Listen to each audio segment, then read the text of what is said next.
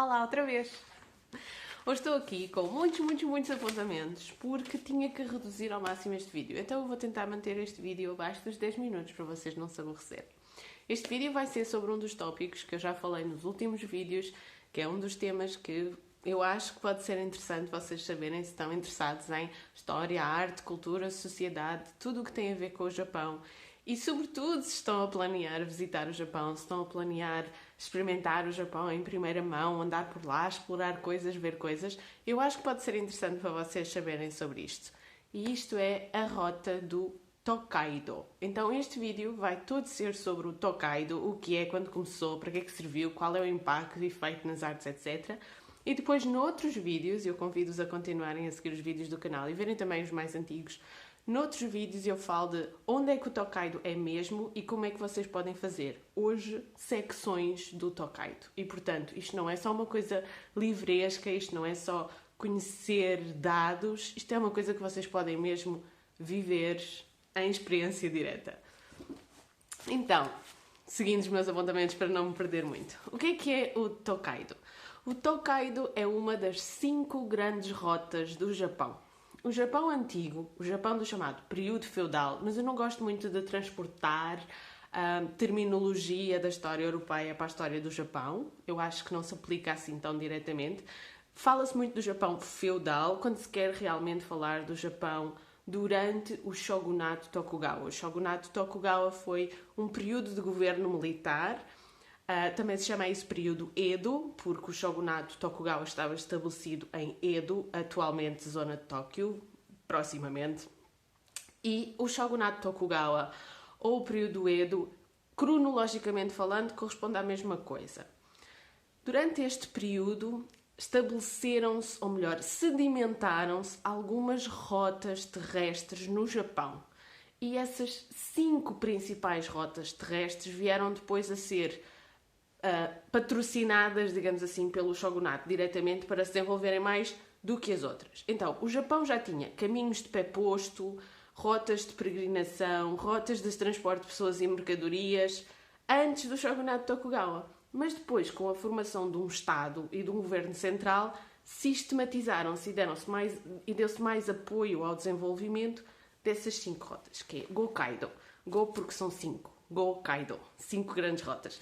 Então as 5 grandes rotas eram Koshu, Hoshu, Niku, Tokaido e Nakasendo. E eu já vos falei que o Nakasendo, ou seja, a rota do lado de dentro, Naka, dentro, a rota do lado de dentro, passava pelas montanhas e o Tokaido passava mais pela rota, mais perto da costa, mais perto do mar. E estas rotas ligavam Kyoto, capital imperial, e Edo, a capital do shogunato. E estas 2 rotas, o Nakasendo e o Tokaido, que eram basicamente uma acima da outra, uma pelas montanhas e uma pelo mar, se vocês olharem para o mapa do Japão, é muito fácil de explicar, elas são quase paralelas em alguns momentos. Estas 2 são as principais.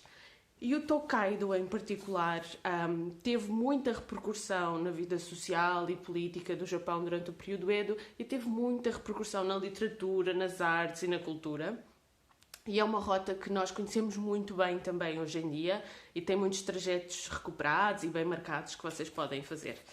Então, do ponto de vista da história, a parte da administração governamental do Gokaido, das 5 rotas principais, ela começou a estar sobre a alçada direta do Shogun a partir do 4º Shogun do Japão, a partir de 1601. Portanto, logo na viragem para o século XVII, já temos um Estado central formado, já temos uma complexíssima política interna do Japão e o sucesso das rotas, dessas 5 rotas e de tudo o que foi os incríveis 26 décadas, 260 anos e picos e mais uns pozinhos em que o Tokaido esteve a funcionar, em particular o Tokaido.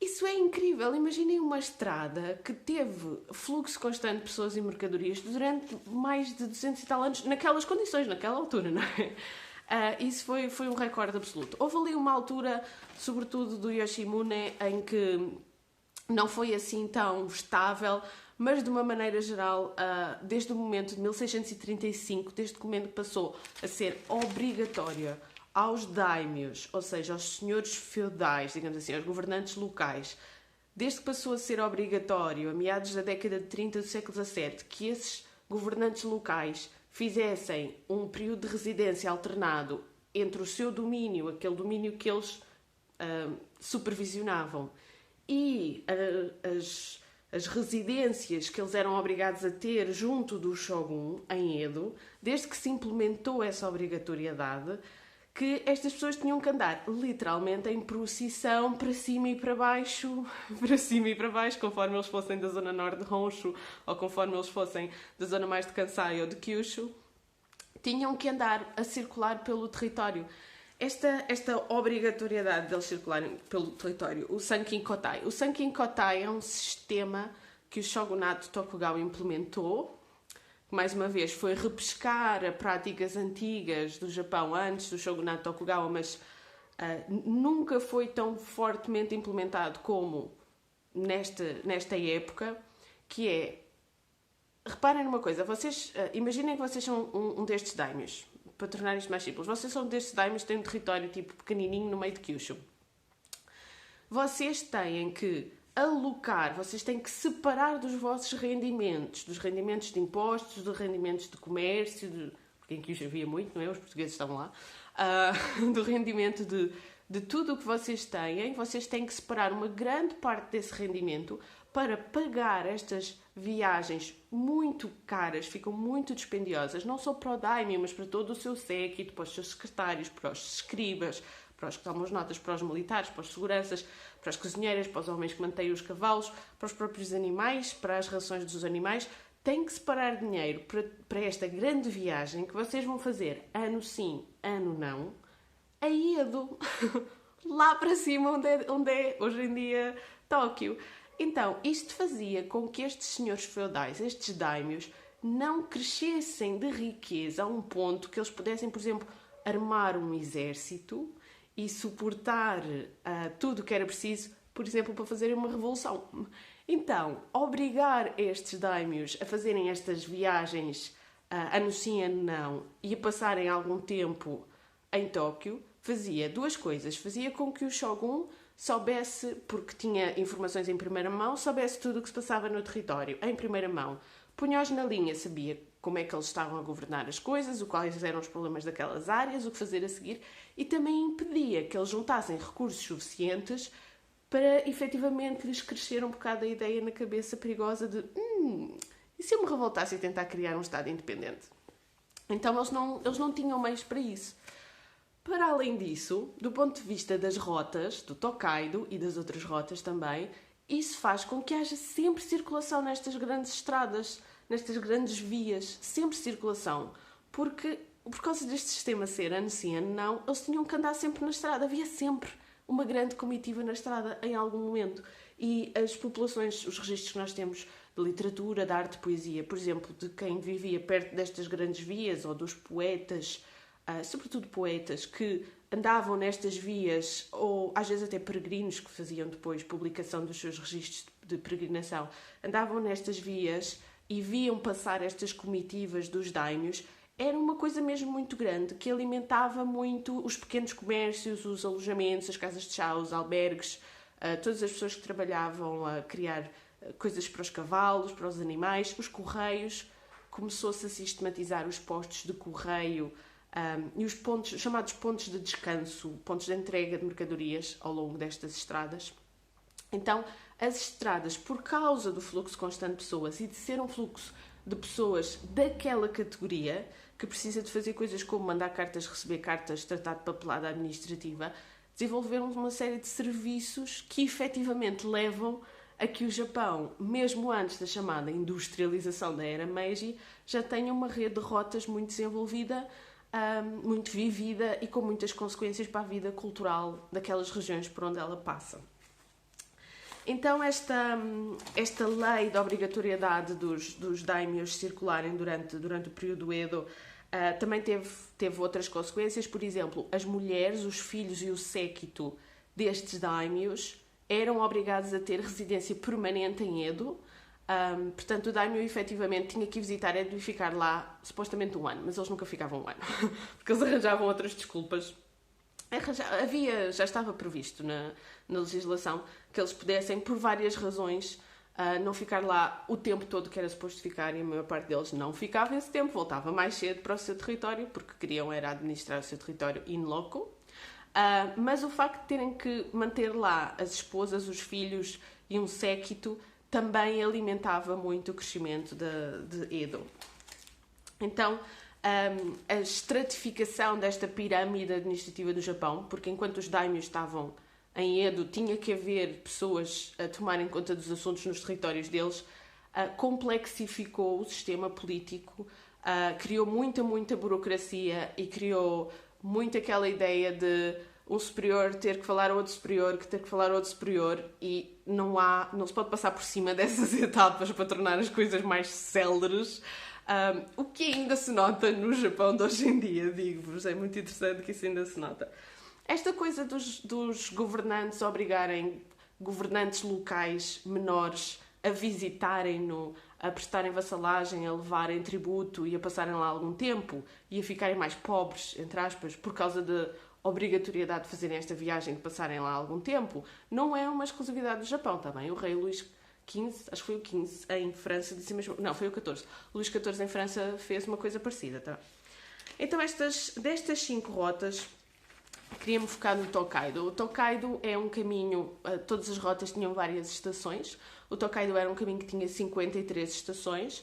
Estas estações eram simultaneamente postos fronteiriços, alfândegas, sítios onde havia correio, sítios onde havia normalmente onsen, termas, sítios de alojamento e, portanto, corresponderam a vilas e depois a cidades que se desenvolveram dentro desta especialidade de serem, se quiserem comparar, se conhecerem como é que funciona a Rota da Seda, é o equivalente às caravanserais da Rota da Seda e como é que isso se desenvolveu. Então, as 53 estações do Tokaido tornaram-se assim um tema emblemático, porque era o sítio onde as pessoas tinham que esperar que chegasse alguma coisa, ou que chegasse uma carta, ou uma encomenda, ou uma ordem para eles poderem seguir. As pessoas tinham que mostrar papelada ou tinham que fazer prova de estatuto para poderem passar para a frente desta estação. Havia realmente controlo de população e de mercadorias. E muita compra e venda de coisas e muito contrabando também nas estações, obviamente que também havia contrabando. Então, o Tokaido, e agora para embrulhar o vídeo e terminar, o Tokaido é um tema muito interessante que toca a história política, social, cultural, impacto de geografia humana, de geografia natural no Japão, a ver como é que se construíram estes caminhos, como é que se fizeram as pontes, como é que há sítios do Tokaido que foram concebidos como pontos de paragem, por exemplo, para se fazer uma apreciação da paisagem, vistas do Fuji ou vistas das montanhas quando as sakura começam a florir, ou na primavera, ou quando as folhas começam a tornar-se vermelhas no outono. Então, há pontos do Tokaido que são particularmente cênicos, ainda hoje em dia, e foram sempre preservados desta maneira ao longo do tempo, mesmo depois de terminado o período do Shogunato Tokugawa. Conhecer bem o Tokaido e ver onde é que este artista compôs este poema, onde é que é este posto onde a gente para ver a sakura, ou para ver as folhas vermelhas, ou para ver outra coisa qualquer que está a acontecer, ou uma cascata, ou uma ponte. É realmente um tema que tem pano para mangas. É possível fazer uma viagem ao Japão focada no tema do Tokaido. Também é possível inserir trechos, pequenas partes do Tokaido, particularmente interessantes ou bonitas, ao longo da vossa visita ao Japão. Realmente é um circuito que vai do atual Tóquio a Kyoto e que passa à beira do Fuji, portanto tem muito que ver. E eu gostaria muito de vos levar lá. Já tenho a passagem do Tokaido prevista em programas de experiências culturais imersivas no Japão para este verão, para agosto de 2020. É first come, first serve. Quem me contactar primeiro fica com os lugares. Não são muitos, não se pode levar muitas pessoas nestes caminhos. Eu, por experiência própria, quando já fiz trabalhos para outras empresas ou para outras pessoas ou para a serviço de outros, tive que me conformar com grupos maiores do que eu gosto, mas eu prefiro levar 4 ou 5 pessoas, porque as pessoas têm reações diferentes a ver, uns querem parar aqui, uns querem parar ali, uns querem andar mais depressa, outros querem andar mais devagar. Então o que eu gosto é de acompanhar grupos mais pequenos, idealmente famílias ou grupos de amigos que já estão organizados e já me consultam a mim porque eu sou consultora, então consultam-me a mim já a dizer: nós somos este grupo, estamos formados, agora faz-nos tu o itinerário, o plano, e se quiserem que eu vá com eles também vou. Então, o Tokaido é um tema muito, muito interessante da cultura japonesa, que liga o passado ao presente. Se vocês quiserem ter uma experiência engraçada, isto não é um post patrocinado de todo, é só uma coisa que eu acho ir. Há um jogo que eu tenho aqui atrás, um jogo de tabuleiro. Se vocês forem uma família e tiverem miúdos em casa, é uma coisa gira de se fazer entre grupos de amigos ou entre multigeracional de uma família. É a simulação de um circuito do Tokaido e as coisas que vocês vão fazendo. Vocês vão encontrando pessoas, vocês vão pintando paisagens, vocês vão comendo comidas locais e experimentando comidas locais. E é muito engraçado que a lógica do jogo não é um jogo de competição, a lógica do jogo é vocês viverem as experiências do Tokaido, e quem fizer mais experiências do Tokaido e for andando para a frente ao longo do caminho, colecionando estas experiências da gastronomia, do passeio, da pintura, da arte, do não sei o quê, vai ganhando o jogo. Mas o jogo é giro de jogar, mesmo sem vocês andarem a perseguir o objetivo do ganhar. Eu gosto desse tipo de jogos, e então aqui está a recomendação. Se vocês estiverem interessados em arte japonesa, em gravura, o Tokaido é um tema muito, muito importante para a gravura japonesa. Se vocês forem um estudante de História da Arte, coraçãozinhos para vocês, porque eu tirei a licenciatura de História da Arte e do Património Cultural. O tema do Tokaido é um tema muito bom para vocês fazerem um trabalho para a universidade, ou eventualmente interessarem-se em aprofundar isso dentro da arte japonesa. Um vídeo tão curto não dava a falar de tudo. Uma grande beijoca e até ao próximo vídeo aqui no canal ou no Facebook, ou vejam o blog para saber mais novidades. Um longo verão no Japão, tudo por extenso, umlongoverãojapão.com ou umlongoverãojapão@gmail.com para me contactarem a mim, e o Facebook, a página oficial do Facebook do Projeto Cultural e Pedagógico Japão e Portugal. Eu sou Inês Matos e estou a falar do Japão aos portugueses.